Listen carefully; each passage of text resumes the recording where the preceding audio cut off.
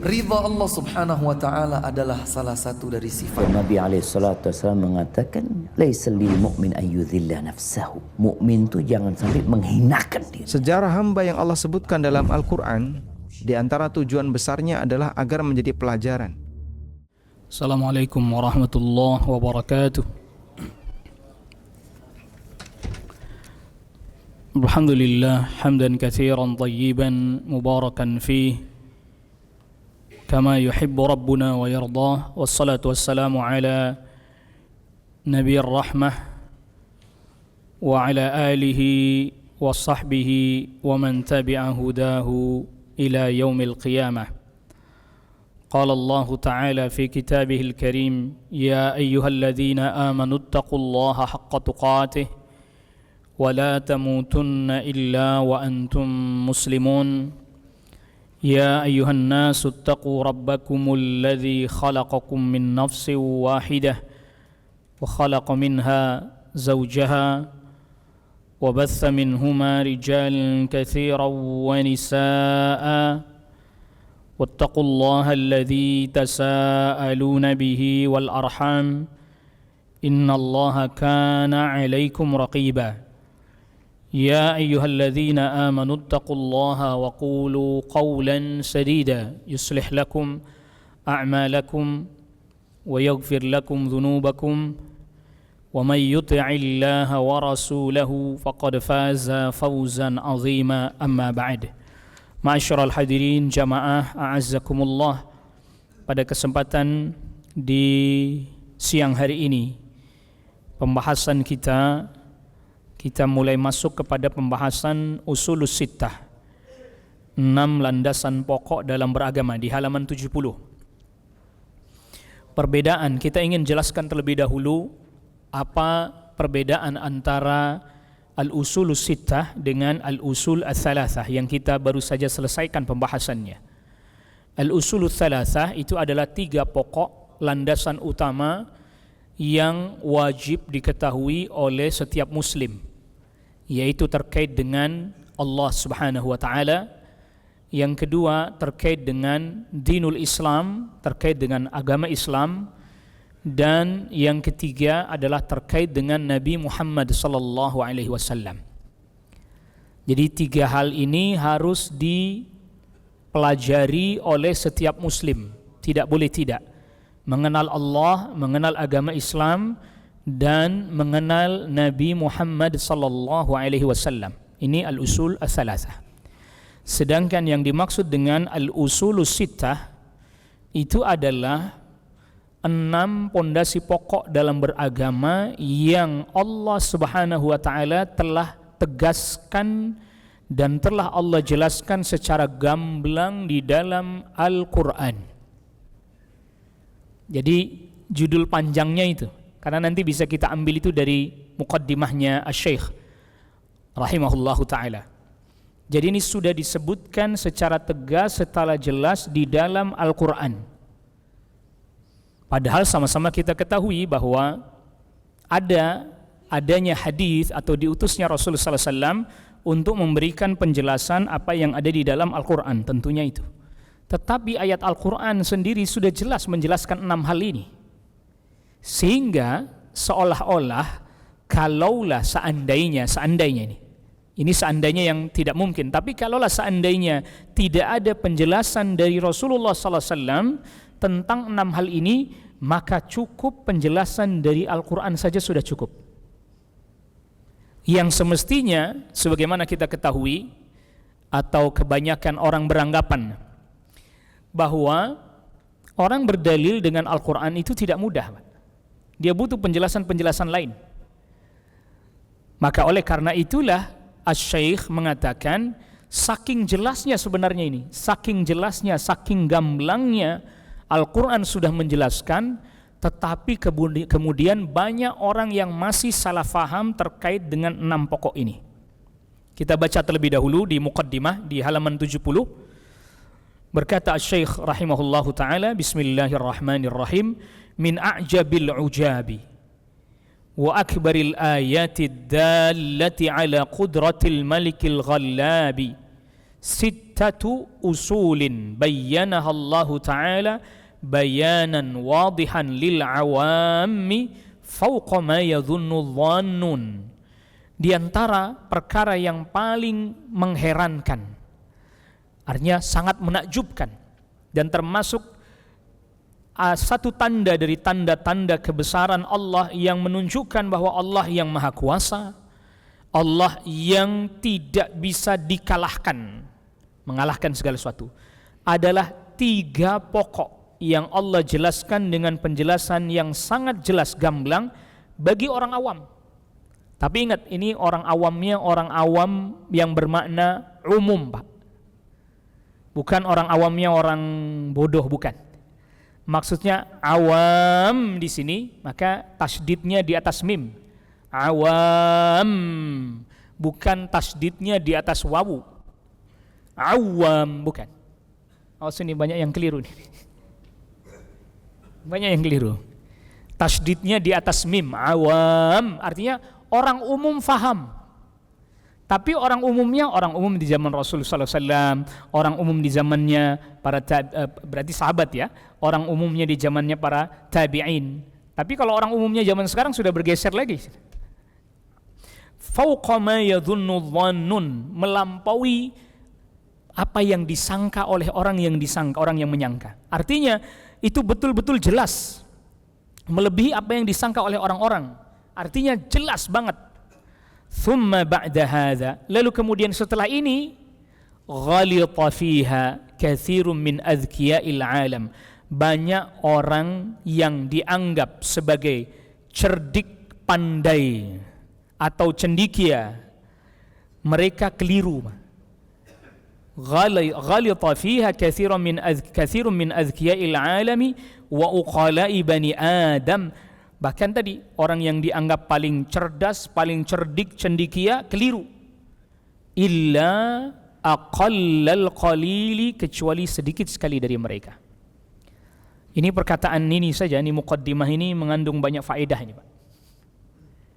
Mengandung banyak faedah. Di antaranya, karena memang risalahnya Asy-Syaikh ini selain satu ringkas, kedua bahasanya sederhana, tetapi yang ketiga terkandung di dalamnya ilmu yang banyak, ghazaratul ilm, ilmu yang berlimpah. Yang pertama, di sini Asy-Syaikh menjelaskan bahwa salah satu sesuatu yang sangat menakjubkan, bahkan termasuk tanda-tanda kebesaran Allah, bahwa Allah Subhanahu wa taala telah menurunkan Al-Qur'an sebagai penjelasan yang jelas, nyata dan gamblang. Yang itu difahami oleh orang umum di zaman itu. Perlu kasih catatan, orang umum di zaman itu. Siapa mereka? Para sahabat. Para sahabat. Makanya para sahabat itu latar belakang mereka berbeda-beda. Tentu tetap pemahaman mereka juga berbeda-beda terhadap ayat-ayat Al-Quran. Tetapi pokok-pokok simpul-simpul agama yang terkandung di dalam ayat-ayat Al-Quran mereka fahami secara umum seluruhnya. Mau yang masuk Islamnya duluan, mau yang masuk Islamnya belakangan, yang terkenal sebagai ahlul ilminya atau biasa-biasa sajalah, sahabat yang biasa-biasa saja, mereka memahami dengan penjelasan yang ada di dalam Al-Quran. Makanya jarang sekali mereka nanya kepada Rasulullah SAW terkait dengan beberapa ayat, kecuali kasus-kasus tertentu saja. Karena secara umum mereka sudah faham apa yang dimaksud dari ayat-ayat Al-Quran, terlebih lagi pokok-pokok ajaran agama. Nah, nanti disebutkan di antara pokok-pokok ajaran agama yang disebutkan di sini ada 6 poin. Yang pertama terkait dengan tauhid.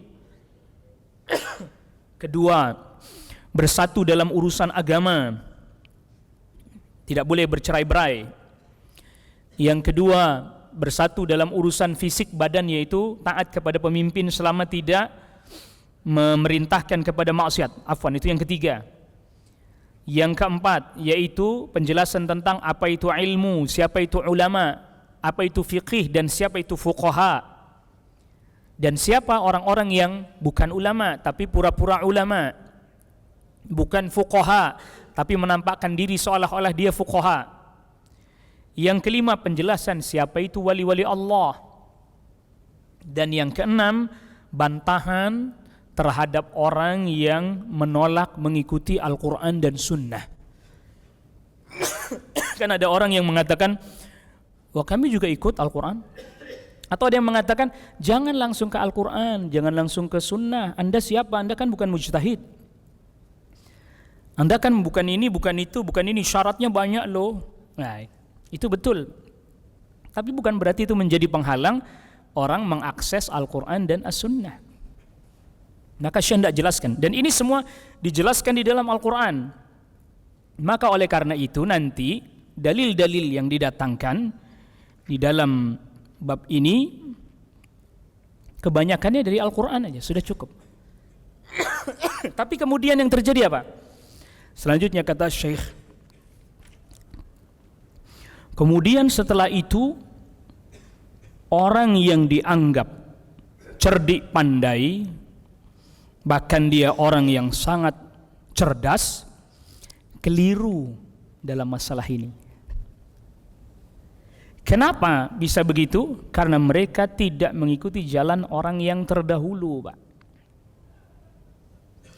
Maka di dalamnya terdapat faedah bahwa kecerdasan dalam urusan agama semata-mata cerdas saja nggak cukup tanpa hidayah dari Allah Rabbul Alamin.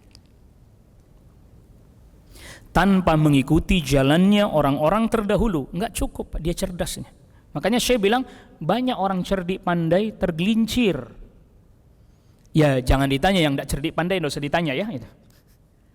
Itu artinya bahwa kecerdasan saja tidak cukup tanpa hidayah dari Allah Rabbul Alamin. Oleh karena itu banyak orang-orang cerdik pandai, Pak, tapi tergelincir. Misalnya tokoh Mu'tazilah, Al-Jahidh. Al-Jahidh ini cerdik pandai, sampai dia baca buku semua dia baca. Di zamannya itu kalau ada perpustakaan itu dia sewa sampai beberapa bulan, dia baca habis buku semua di perpustakaan itu, baru dia buka untuk umum. Dia sewa pokoknya sampai mati ketiban buku, Pak. Itu dia tuh. Tapi akidahnya menyimpang. Mu'tazilah. Banyak tokoh-tokoh Mu'tazilah dari kalangan cerdik pandai, akidahnya menyimpang, melenceng. Dan masih banyak lagi contoh-contoh yang seperti itu. Maka ilmu agama bukan untuk ditampilkan siapa yang paling cerdik pandai, tetapi siapa yang paling takut kepada Allah Rabbul Alamin. Itu mengapa Abdullah bin Mas'ud radhiyallahu anhu berkata, "Laisal ilmu bi kathratir riwayah." Ilmu itu bukan cuma orang banyak meriwayatkan, hafal riwayat, walakinnal ilma al khasyah. Tapi ilmu yang sejati adalah dia takut kepada Allah Rabbul Alamin. Dia berusaha menjelaskan hukum sesuai dengan yang Allah Rabbul Alamin tetapkan. Dia berusaha menjelaskan agama seperti yang dicontohkan oleh Rasulullah sallallahu alaihi wasallam. Ittabi'u wa la tabtadi'u. Cukup ikuti, tidak usah Anda bikin inovasi dalam urusan agama. Cukup ikuti orang terdahulu, tidak usah membuat inovasi. Maka di sini Asy-Syaikh sudah mengisyaratkan kecerdasan semata tidak cukup. Lalu kemudian selanjutnya di sini disebutkan oleh Asy-Syaikh, katsirun min azkiya'il alam, banyak orang dari orang-orang cerdik pandai tergelincir. Ini artinya apa? Annal kathrah laysat mi'yaran lil haqq, bahwa banyak bukan berarti serta-merta itu menjadi standar kebenaran.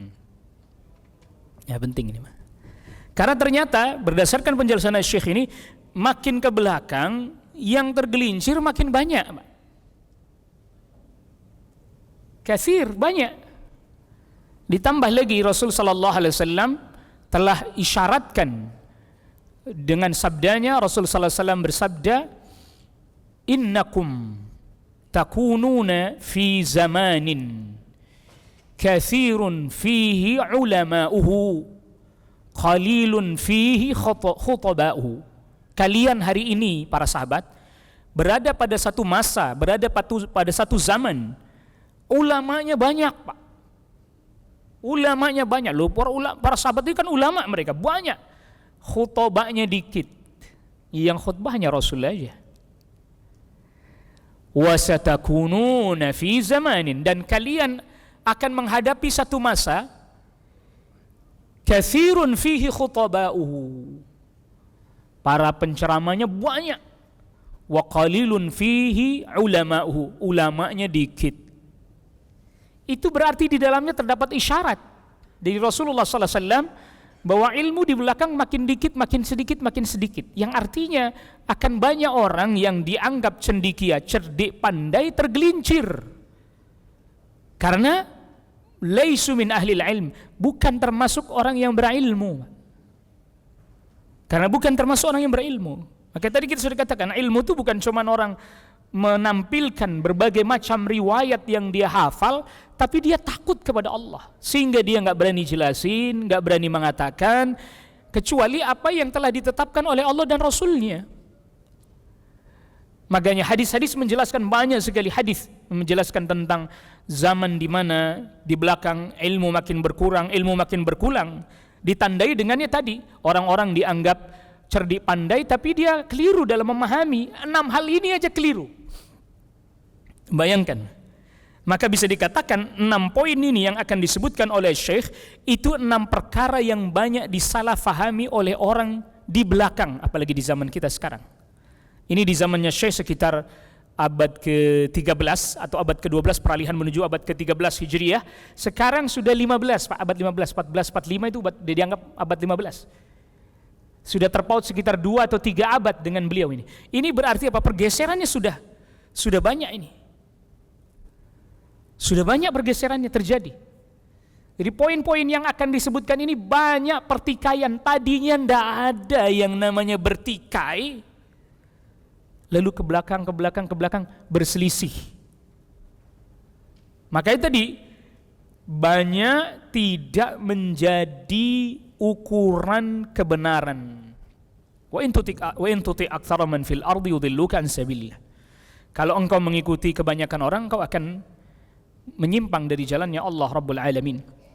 Mereka akan membuat manusia jadi menyimpang dari jalannya Allah Rabbul Alamin. Dan 6 poin ini telah Allah jelaskan di dalam Al-Quran dengan sejelas-jelasnya. Tentu para ulama bisa memahami hal itu, Pak, dengan benar, dengan baik. Makanya al-fahm, al-ilmu, al-fahmu, atau al-fahmu daqiq, pemahaman yang mendalam.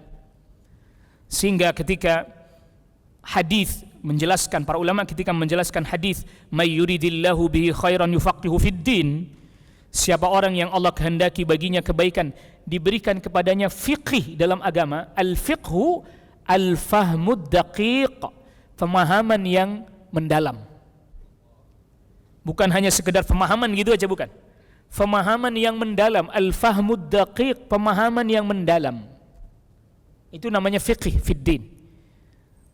Bukan hanya sekedar orang paham secara global. Dan maka orang akan dianggap dia mengerti, faham tentang agamanya setelah dia setidaknya memahami betul 6 poin ini. Setidaknya dia dengan memahami 6 poin ini berarti dia telah faham betul agama ini. Di atas apa agama ini dibangun? Berdasarkan apa agama ini dibangun? Apa yang menjadi pokok-pokok utama di dalam agama ini yang harus kemudian difahami dengan benar. Bahkan kalau perlu sampai betul-betul faham, sehingga tidak lagi kita bisa kemakan keraguan, Pak. Itu baru al-ilm. Jadi ilmu betulan, jadi ilmu yakin.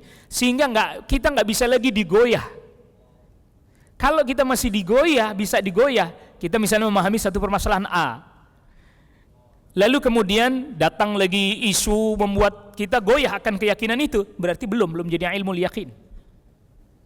Belum jadi ilmu yakin. Maka Al-Imam Asy-Syafi'i rahimahullahu taala sebagaimana diriwayatkan oleh Imam Al-Baihaqi memberikan pesan, man talaba ilman falyudaqqiq. Siapa orang yang belajar ilmu, maka hendaklah dia betul-betul perdalam. Kan kita tidak mungkin memperdalam semua, Pak. Usia, waktu, kemampuan, tenaga, pikiran, harta bahkan. Nggak bisa kita untuk memperdalam semua. Lalu bagaimana kalau begitu? Imam Syafi'i diriwayatkan oleh Imam Baihaqi dalam kitabnya Al-Madkhal, meriwayatkan Al-Baihaqi dari Imam Syafi'i, man talaba ilman falyudaqqiq. Siapa orang yang dia menuntut ilmu, perdalam betul. Maka setidaknya dalam 6 poin ini kita betul-betul mendalam. Sehingga Pak, kita tidak ada keraguan sedikit pun dalam 6 hal ini. Misalnya tauhid, tentang tauhid kita mendalam betul, detail betul, sehingga nggak ada lagi keraguan buat kita. Clear, jelas, final sudah. Kita tahu mana tauhid, kita tahu mana syirik, jelas, terang. Itu contoh nanti di poin pertama yang akan kita bahas di pertemuan selanjutnya. Dalam betul, detail betul, jadi nggak ragu lagi, nggak mudah digoyah oleh orang, nggak mudah dilemahkan. Kan kadang kita begini, contoh. Salah satu pembahasan yang sering kali kita nih goyah ketemu pembahasan itu, contohnya soal masalah lebaran beda sama Saudi. Dah itu aja deh. Ini udah mulai rame ini bicara nih, gimana nanti kalau Idul Adhanya beda sama apa? Saudi dan seterusnya. Terus begitu, ntar tahun depan begitu lagi. Idul Fitr begitu lagi, terus begitu kan? Betul nggak? Terjadi nggak itu? Terjadi, orang masih goyah aja, masih bingung untuk menentukan. Makanya sampai masih banyak pertanyaan. Ustaz, jadi bagaimana kalau beda? Oke lah kalau Idul Fitri kata dia nggak apa-apa, tapi kalau Idul Adha kan Arafah yang punya cuman sana. Saya sudah final, Pak. Kalau saya yang ditanya, saya sudah final. Apa itu? Mustahil kita bareng sama Saudi, Pak. Apa maksudnya, Pak? Ya jelas, Pak, tidak mungkin sama. Karena kalau Anda mau bareng sama Saudi, jam 9 baru sholat subuh Anda. Di Saudi jam 5, di sini jam 9 Anda. Mustahil, Pak, bareng sama Saudi, Pak. Sekarang saya tanya, wukuf di Arafah jam berapa baru mulai? 12 siang. Di sini sudah jam berapa, Pak? 4 jam kemudian.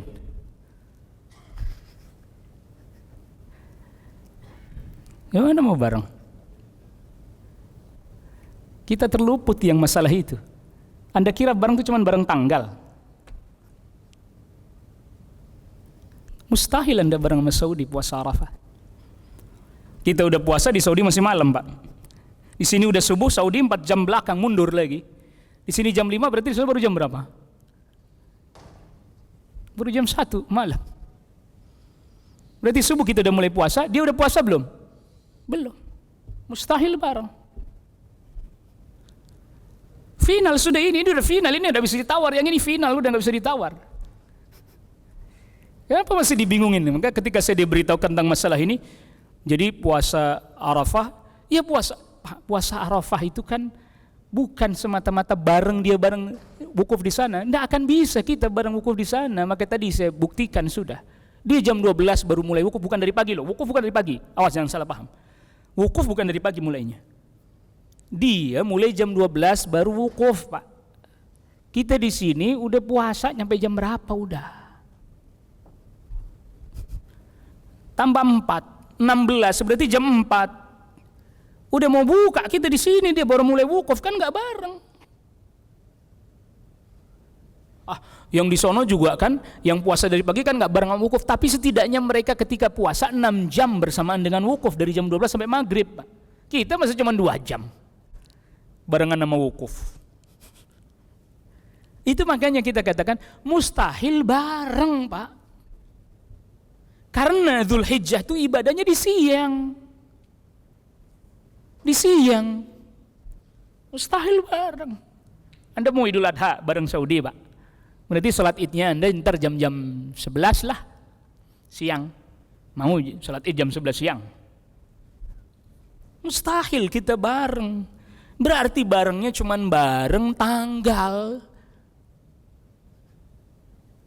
Cuman bareng tanggal, bareng pelaksanaan ibadahnya enggak bakal bareng.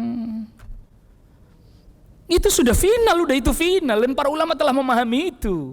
Makanya para ulama di Saudi nggak ada Pak, nggak ada. Coba saya minta fatwanya ulama Saudi yang suruh Idul Adhanya bareng Saudi. Ayo saya minta fatwanya Syekh bin Baz. Ayo saya minta fatwanya Syekh Abdul Aziz Alu Syekh yang sekarang, mana saya minta. Lajnah Daimah mana saya minta. Ayo. Fatwa resmi loh ya, fatwa resmi pemerintah Saudi. Ditanya apakah Idul Adha harus bareng Saudi? Jawabannya tidak. Saya minta fatwa resmi dari pemerintah Saudi, dari mufti Saudi, dari Lajnah Daimah yang mengatakan harus ikut Saudi. Mana? Nah, kalau ulama Saudinya nggak nyuruh begitu, ngapain kita nyuruh orang begitu? Itu udah final itu. Nggak mungkin kita bareng Saudi, mustahil, selesai, habis perkara. Lalu kenapa kita paksain harus tanggalnya bareng itu? Sedangkan pada tata laksananya ibadah tidak bisa bareng, tidak akan pernah bisa, mustahil itu, minal muhal. Dan syariat berdiri di atas kemudahan, di atas kemudahan. Itu satu contoh aja Pak. Maka kapanpun kalau kita sudah final memahami satu permasalahan, artinya final di sini, adapun sanggahan-sanggahan bisa dipatahkan semuanya. Misalnya kita meyakini satu hal kayak tadi contoh, saya yakini begitu, lalu kemudian ada yang menyanggah, kita bisa patahkan dengan fakta dan data kenyataan dan juga dalil-dalil syar'i. Dalil-dalil syar'i, maka itu menjadi ilmu yakin buat kita. Maka kapanpun terjadi perbedaan atau enggak terjadi perbedaan, tidak ada masalah buat kita. Kita tetap mengikuti apa yang telah ditetapkan di negeri kita, walaupun beda dengan Saudi. Walaupun berbeda dengan Saudi, walaupun orang lain berbeda, walaupun ini beda, kita tetap mengikuti pemerintahnya. Bukan karena semata-mata karena pemerintahnya, orangnya, individunya, bukan. Karena memang ketetapan itu ya seperti itu, suatu pemerintahan. Nanti ada pembahasannya terkait dengan al-ijtima', terkait bersatu dalam urusan hal ini. Dalam urusan ini ada pembahasannya nanti khusus. Maka oleh karena itu jangan pernah kita, awas di sini, hati-hati. Kita mesti berhati-hati terkait dengan satu pembahasan yang apalagi perlu kita tadqiq tadi. Perlu betul-betul mendalam. Sehingga dengan demikian pokok-pokok agama ini menjadi poin penting yang orang harus pelajari, harus pahami dengan benar, harus mengerti. Buktinya sekarang saja terkait satu poin sebelum kita selesaikan pembahasan kita pada muqaddimah kali ini. Tauhid saja Pak. Masalah tauhid saja. Apa sih yang dimaksud dengan tauhid? Bagaimana konsekuensinya tauhid? Apa saja yang bisa membatalkannya? Bagaimana perincian-perinciannya? Nggak usahlah begitu sampai detail begitu. Definisi tauhid aja. Berapa banyak orang yang bisa menjelaskan? Apa itu tauhid? Berapa banyak orang Islam di kita nih atau di sekeliling kita yang mampu menjelaskan apa sih itu yang dimaksud dengan tauhid? Apa sih yang dimaksud dengan ikhlas? Ikhlasuddini lillah, memurnikan agama hanya untuk Allah. Itu apa maksudnya? Apa maknanya? Terjadi perbedaan nggak di antara kita? Ini baru pokok nomor satu, poin nomor satu Pak. Kita itu kadang aneh, masalah-masalah rumit, sulit, yang itu sebenarnya ranahnya para ulama, kita sibuk berdebat di situ. Sedangkan kita nggak punya modal ilmu untuk masuk ke perdebatan itu. Kunus subuh dan seterusnya, itu kan perlu ilmu yang akhirnya kemudian para ulama mampu berlapang hati dalam menghadapi itu karena ilmu yang ada pada mereka. Tapi ini tauhid Pak, tauhid kok bisa beda-beda, kan bingung kita ini. Ini berarti apa? Simpul-simpul agama, pokok-pokok agama, al-usul fid din, kita aja udah bercerai-berai. Jadi enggak usahlah ngomong wow, kita ini berbeda tapi harus saling menghargai. Kalau Anda belum tahu mana pokok, mana yang bukan pokok, mana yang usul, mana yang furu, mana yang pokok, yang cabang, tidak tahu, jangan bicara soal itu. Anda bukan orang yang kompeten berarti bicara tentang ya kita saling menghargai. Anda berarti bukan orang yang kompeten bicara soal hal itu. Semua orang sekarang bicaranya begitu, Pak. Menghargai perbedaan. Kalau menghargai perbedaan dalam kerangka ranah bahwa dia pasti ada, yang kita tidak bisa menghindar, itu namanya dalam hal ketetapan Allah yang kauni, Pak. Ketetapan Allah kauni itu bahasa kitanya nature. Bunga ada yang warnanya merah, kuning, hijau. Anda bisa hindari itu? Anda nggak bisa hindari itu, Pak. Kenapa? Karena itu perbedaan itu bukan kemauan kita dan juga tidak dalam perbedaan syar'i. Bukan khilafun syar'iyun. Sehingga kan ada orang yang bilang begini, aneh ini orang. Kenapa dia bilang? Ya coba taman tuh kalau warna bunganya merah semua kan gak jadi indah. Kok kiasnya ke taman? Kok nyamainnya ke taman? Ya iyalah namanya bunga. Nggak usahlah bunga warna kulit manusia seluruh dunia pun beda-beda tak sama. Kita gak bisa menghindari itu, Pak. Tetapi kan kalau khilafun syar'iyun, perbedaan dalam perkara yang syar'i, dan perkara syar'i tadi ada yang pokok misalnya tauhid. Kok terjadi perbedaan dalam masalah tauhid yang pokok dalam urusan agama? Apa ini mau disamakan seperti bunga yang warnanya beda-beda itu tadi? Ya enggak bisa dong. Bagaimana sih? Masalah yang prinsip ini harus di-clearkan. Anda muslim, saya muslim, kita semua muslim. Ayo kita belajar nuntut ilmu, kita clearkan ilmu kita tentang tauhid. Ma huwa tauhid? Apa itu tauhid? Ayo kita clearkan. Gimana? Ayo belajar bareng-bareng. Bukan terus ya udahlah masing-masing aja, beda-beda aja, beda itu indah. Ini nempatinnya keliru. Maka tadi kita bilang, jangan kemudian Anda berbicara yang kita sendiri tidak tahu apa yang sedang kita bicarakan. Yang nggak apa-apa lah tauhid kita beda-beda, yang penting sama-sama orang Islam. Begitu? Kalau begitu rusak, Pak. Rusak. Karena ini perkara pokok ini. Anda ini terlalu mempermasalahkan yang beda. Carilah yang sama. Iya benar. Ayo kita samakan. Sebagaimana ketika Nabi SAW diutus. Nabi SAW diutus, Pak. Konsep yang diyakini oleh orang-orang Quraisy tentang tauhid atau bahkan tentang ketuhanan sama nggak dengan yang dibawakan oleh Rasulullah SAW? Nggak sama. An-Nasara dengan yang dibawakan oleh Rasulullah SAW sama enggak? Enggak sama. Lalu apa kata Rasul? Ya udahlah masing-masing aja yang penting semua indah. Enggak. Rasul dakwahkan. Rasul sampaikan, Rasul jelaskan sejelas-jelasnya. Sampai diajak, "Qul ya ahlal kitabi ta'alau ila kalimatin sawa'in bainana wa bainakum." Hai ahlul kitab, ayo ke sini kita menuju kepada persamaan. Kalimat yang sama antara kita dan kalian. Apa di antaranya? Kita tidak menyembah kecuali hanya kepada Allah saja. Alla na'budu illallah. Tidak lantas, ya sudahlah biarin beda-beda aja. Tapi tetap dengan cara yang hikmah, dengan cara yang baik. Mereka terima walhamdulillah. Tidak ya? Ya udah kecuali yang memerangi ya diperangi kan gitu. Yang enggak, yang enggak. Yang tidak ya tidak. Jadi ini orang suka dipukul rata semuanya. Udahlah kita ini yang penting saling menghargai. Siapa pula yang tidak saling menghargai perbedaan? Tapi kalau udah sesama muslim gini, perkara yang pokok harus clear. Ayo kita clearkan apa maknanya, apa maksudnya, apa definisinya. Baru kita bicara yang permasalahan. Yang ini dulu belum clear, kita sudah pindah masalah lain. Maka Syekh sudah ingatkan. Untuk masalah tauhid berarti, tauhid saja pokok pertama. Telah banyak katsirun min adzkiya'il alam wa ulama'i bani Adam yang tergelincir. Nauzubillah. Nasallallahu alaihi wasallam. Wallahu a'lam. Wa sallallahu ala nabiyyina Muhammadin wa alihi wa sahbihi wa sallama tasliman katsira. Assalamualaikum warahmatullahi wabarakatuh.